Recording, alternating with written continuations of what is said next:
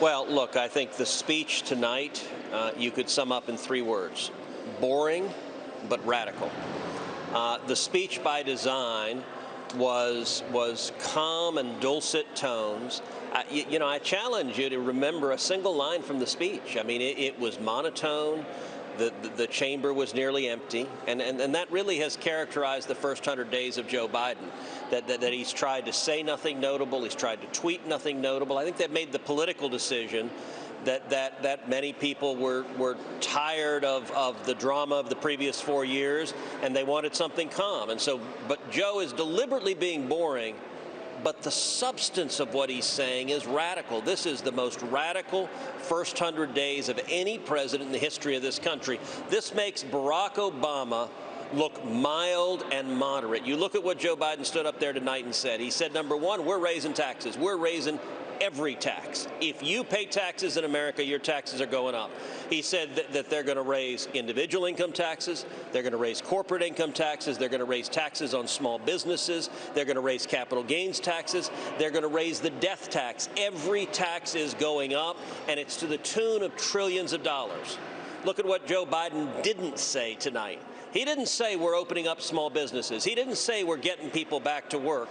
He didn't say we're getting kids back in school. Completely missing from his remarks tonight what was the outrage that more than half of the kids in America are not in person in school 5 days a week.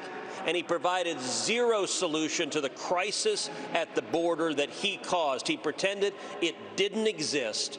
This was all about trillions of dollars in spending, massive job-killing regulations, trillions of dollars in taxes, and it was an unapologetic partisan speech. There wasn't even the tiniest fig leaf of an outreach to the other side. You know, it was 100 days ago he gave his inauguration where he talked about unity, he talked about common ground. All of that was gone tonight. Tonight, this was an agenda that was set by Elizabeth Warren and Bernie Sanders and AOC. It's the radicals and socialists. And what did he talk about also? The Corrupt Politicians Act, H.R. 1, a federal takeover of elections to keep Democrats in power forever.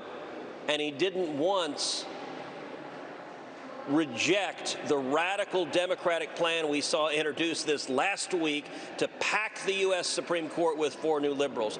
This was a frightening speech, and it was a frightening speech masquerading in really boring tones. Pack the courts, legislative filibuster, D.C. stated all of these radical things. You know, even Democratic Senator who's up for re-election in 2022, Mark Kelly, said, what I didn't hear tonight was a plan to address the immediate crisis at the border, and I'll continue to hold this administration accountable.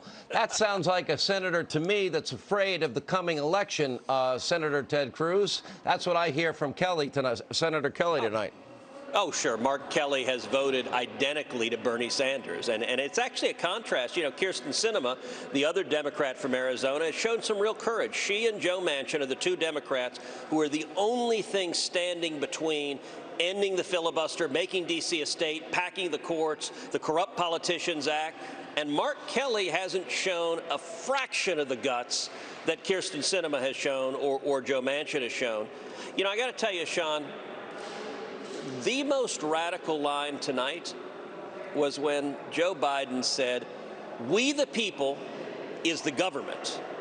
No, Joe, you seriously misunderstand the Constitution. We the people is not the government. We are not a country of dictators in Washington running the people. We the people is the people, damn it, who are in charge of the government, whose freedom you're taking away, whose liberty you're stripping away. And it showed the arrogance of the hard left that they think that l'État c'est moi. He is the state, is what he said, and he's we the people. I mean, holy cow, that was radical. And that's where today's Democrats are.